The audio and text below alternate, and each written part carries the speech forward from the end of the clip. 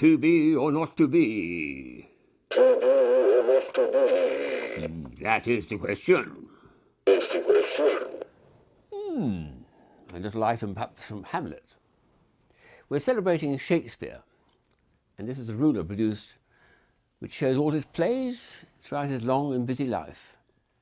Possibly he might have, some people say he died on his birthday, so a double remembrance of the man.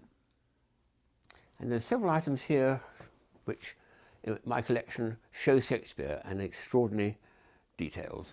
This first one, for instance, is from István Orosz, a Hungarian who I've met a couple of times. He appears rather coyly here. This is a drawing he's done perhaps of a Shakespearean theatre in Shakespeare's time. The interesting thing is when we start turning this, something quite remarkable happens. The bard appears as if by magic. Anamorphic drawing it's called. It's like that wonderful picture of the ambassadors in Holbein with a skull appearing between these 15th century gentlemen. So he appears and then disappears when I turn it full frontal again. What a wonderful piece of calligraphy that. Shakespeare appearing in his own scene. The other item I have from István Orosz, seen close up, we just see two musicians, perhaps in the Middle Ages, celebrating. But when I pull it right the way back, the bard himself appears in a resplendent tunic. Wonderful.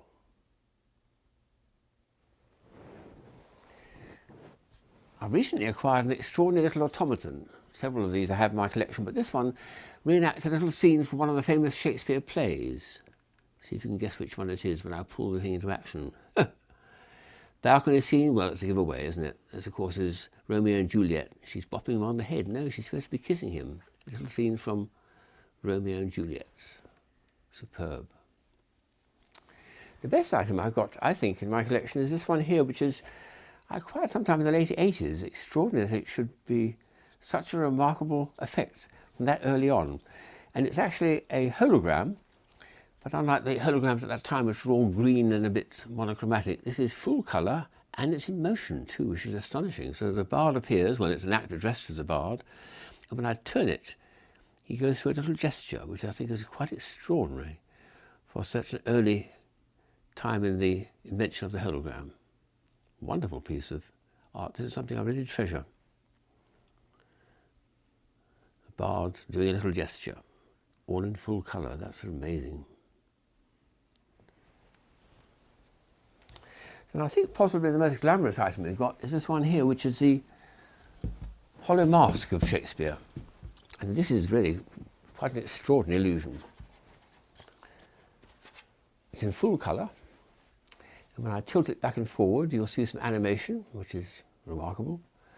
When I turn it right the way around, of course, it occludes the picture, but we see the back, which is just an ordinary dull grey, but it shows, as it were, a bust of Shakespeare lit up from underneath. And then keep turning it, then the magic occurs when the hollow mask comes into view, and that's when we get this incredible animation effect.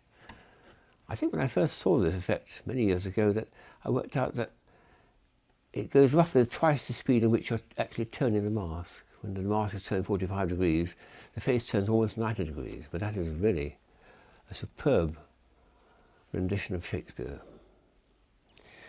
So I'm celebrating Shakespeare, 400th anniversary of the completion of his life. Cheers!